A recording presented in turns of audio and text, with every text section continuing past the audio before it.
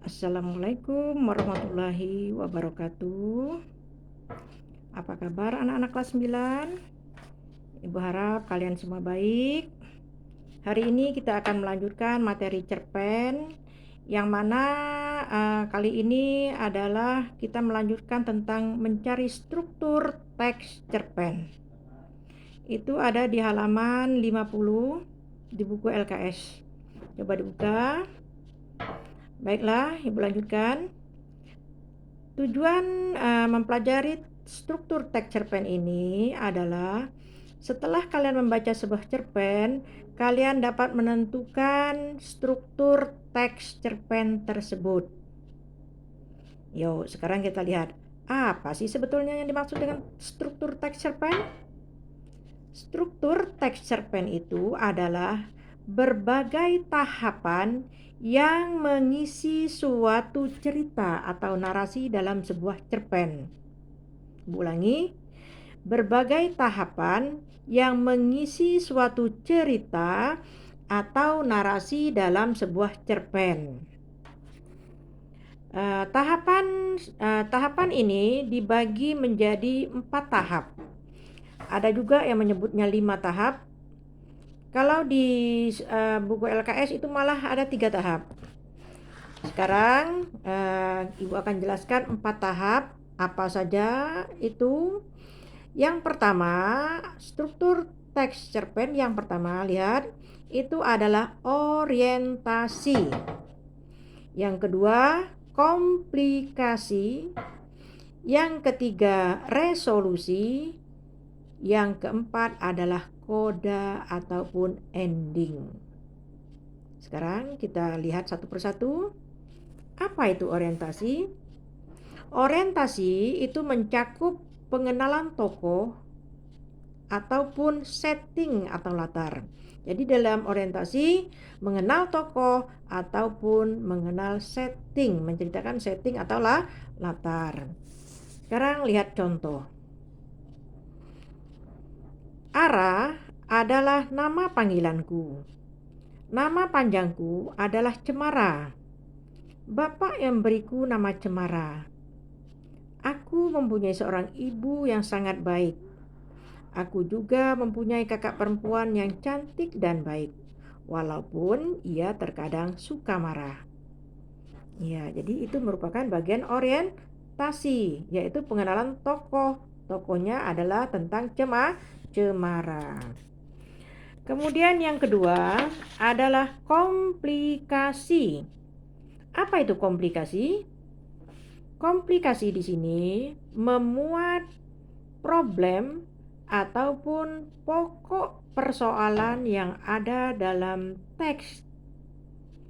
Di sini konflik mulai bermunculan dan jalan cerita akan dimulai di bagian ini. Jadi di sini komplikasi adalah tokoh sudah mulai menghadapi berbagai macam masalah. Sekarang perhatikan contoh berikut. Aku bersyukur karena diberi keluarga yang harmonis dan serba kecukupan.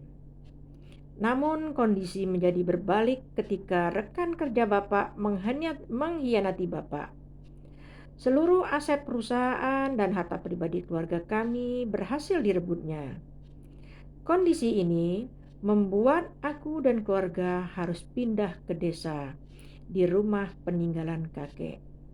Rumahnya kecil, kalau hujan sering bocor, letaknya di tengah sawah.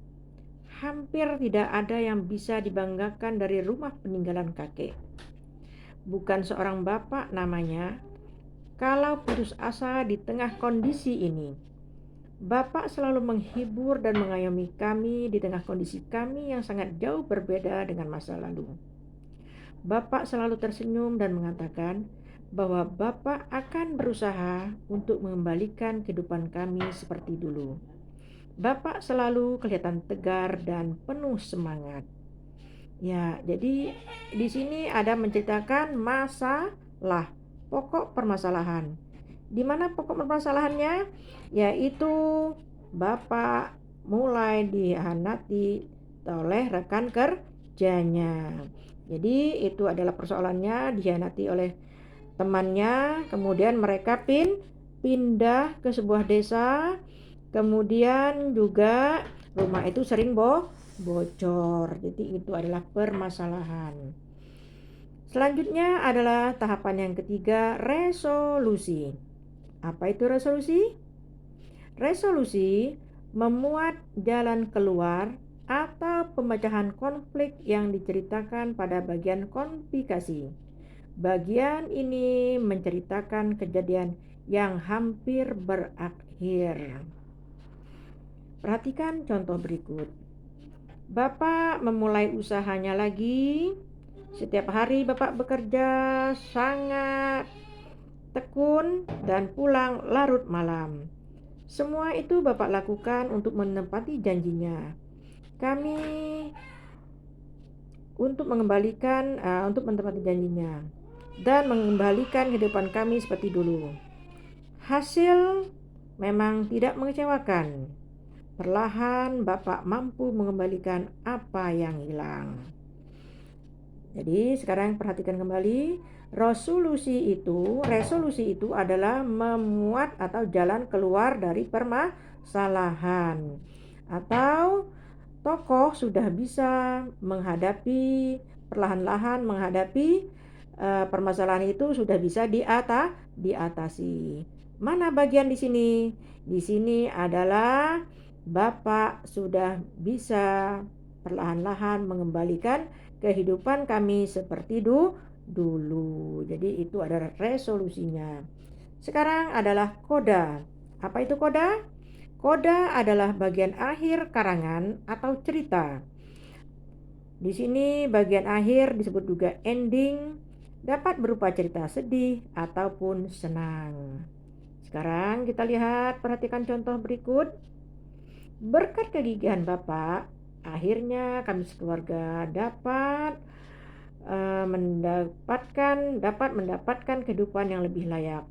Sebuah kehidupan yang pernah kami alami untuk keluarga kami direbut oleh orang jahat dan akhirnya dapat kembali lagi kepada kami. Ya, itulah adalah koda atau bagian akhirnya. Apa bagian akhirnya? Mereka akhirnya hidup yang layak. Ya, demikian 4 struktur dari struktur cerpen yang Ibu terangkan pada hari ini. Semoga semua kalian mengerti dan memahaminya. Ibu akhiri, Assalamualaikum warahmatullahi wabarakatuh.